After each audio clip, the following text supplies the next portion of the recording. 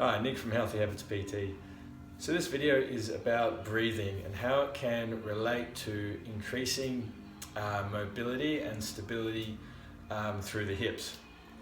Okay, so what we're going to do is we're going to do a breathing exercise called 9090 breathing. So it's basically getting on the ground, putting the feet up on the wall and getting the legs in a 90 degrees position.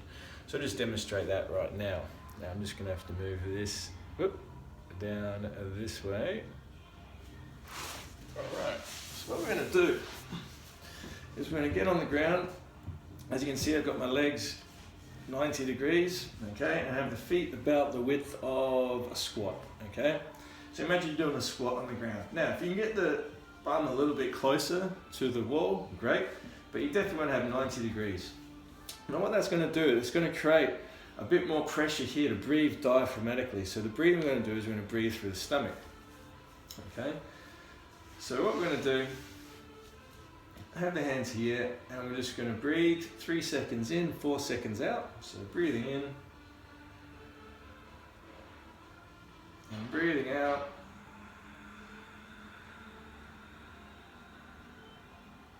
Breathing in.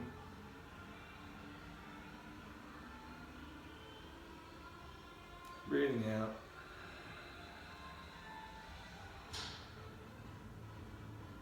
Breathing in. And breathing out.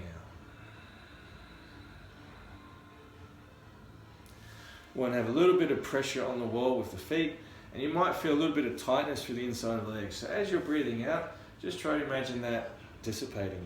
Now, why would this help, or what would this have anything to do with creating stability and mobility through the hips? Well, think about where we are. We're lying on the ground, our legs are in a 90 degrees position, and this is like a squat position, right? So,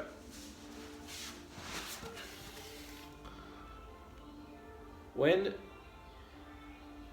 we have our feet in that position, we're breathing, and when we breathe through the diaphragm, we're actually engaging the core to breathe. We're utilizing a group of muscles that form a corset, a natural corset. So imagine the pelvic floor, diaphragm, transverse abdominis at the front, and multifidus along the back, which is like a really deep intrinsic muscle along the spine.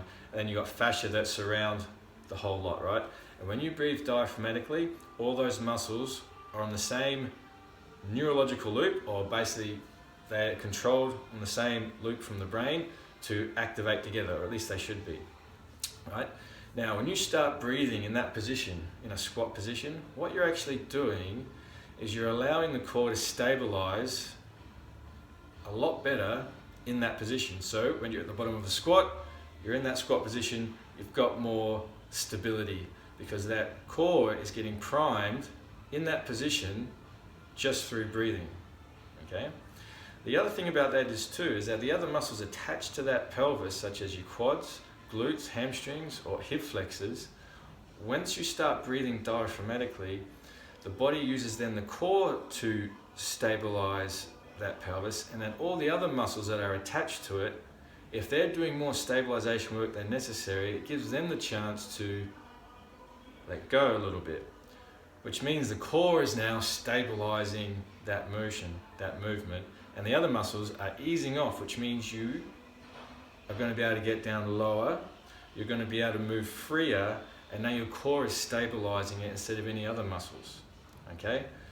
Best thing to do is just try this yourself. So first, just get used to breathing diaphragmatically, and then practice putting the feet up on the wall, get into a 90 degrees position. Imagine the feet is where you are doing your squat, and then get used to breathing. It's going to be fairly difficult to begin with, but once you get into a good practice with it, and then just see what a squat feels like afterwards, you're going to notice and feel the difference that a simple movement like breathing, or a simple exercise like breathing, can do for your squats, deadlifts, or just your general everyday life.